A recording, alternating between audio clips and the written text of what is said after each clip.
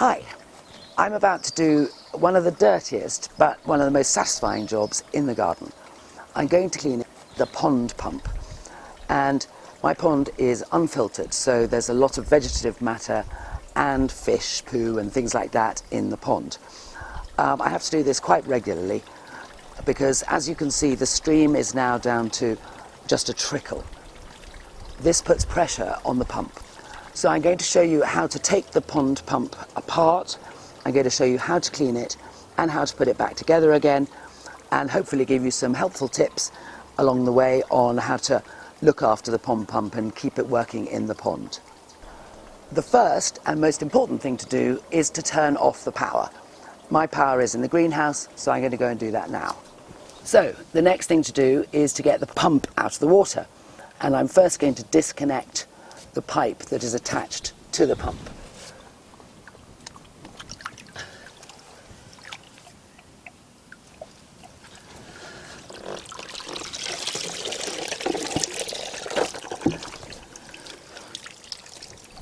So, as you can see, I've got the pump inside a housing, a special housing designed for these sort of pumps, and I've mounted that onto a plastic coated metal wire frame. This is in fact something you would use to put bits and pieces in a shed, and is easily and cheaply available from hardware stores or garden centres and places like that. It's tied on with plastic twine, which is very easy to undo and obviously waterproof.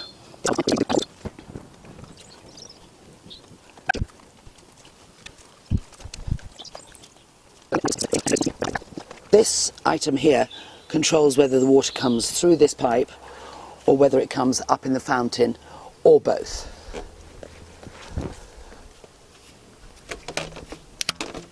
This also needs cleaning, so this is coming to be cleaned, and we will flush this out with water using a watering can.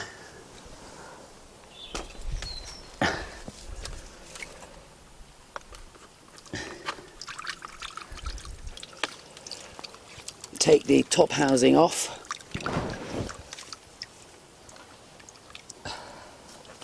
Remove the pump unit. And then this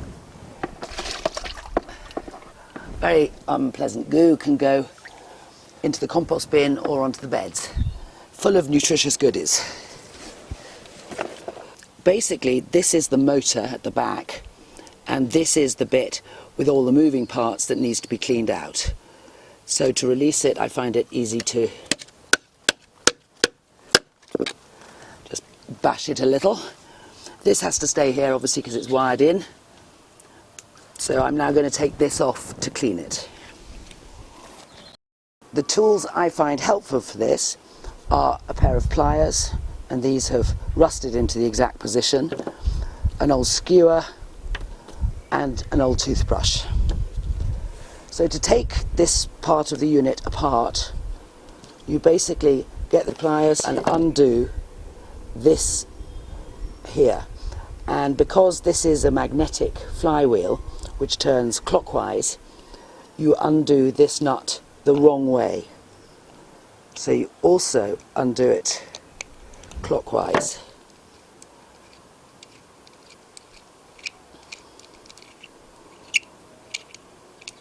So that's the long shaft, the nut. The whole of this unit will now fall out of the case. And inside this unit you have a washer, a ceramic washer, and a ceramic shaft which will pop out in either direction. Like that. And then you have the unit itself. Now, as you can probably see, this is full of vegetation, so I'm going to go and take this and put it under running water and clean all this vegetation out. There are holes down here all the way through which come through to this part here, and this all needs to be freed of vegetation. So I'm going to attack this first with a skewer.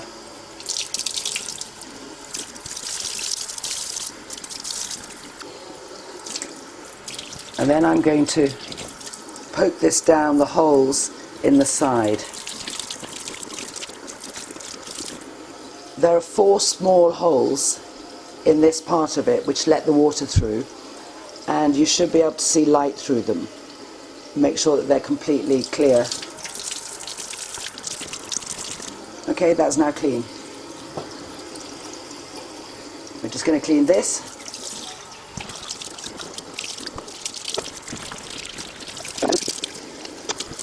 And the case. Now this has a plastic seal, and it's important not to lose this.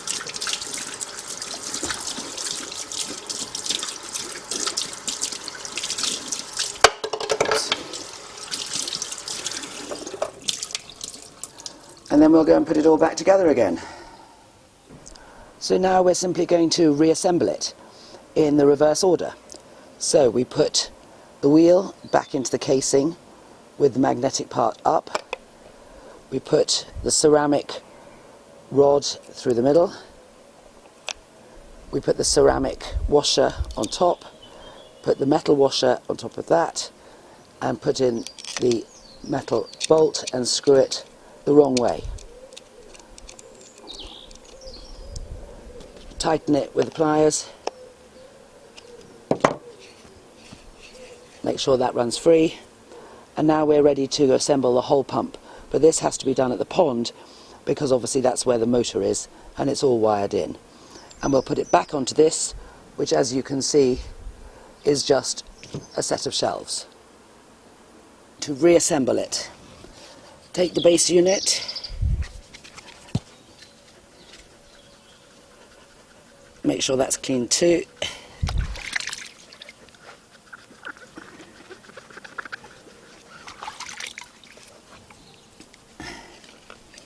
And mount this back into the housing onto the front. Give it a good push. And then I find it helpful to tap it back on to get a really good firm fit. Then this goes back into the base cage. The lid goes on.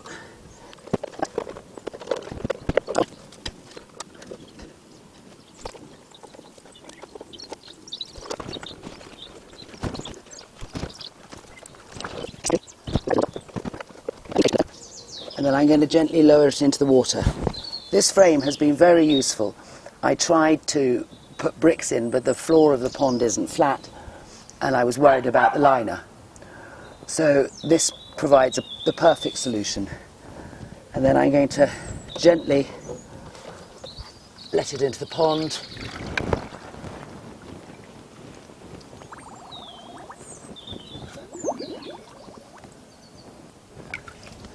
And put this tube back into its hole, which is there.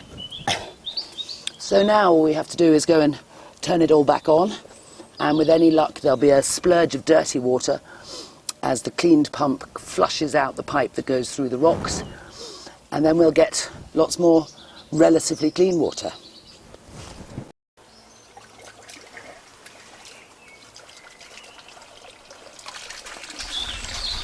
So, as you can see, that's extremely satisfying. One pond with lots of nice free running water.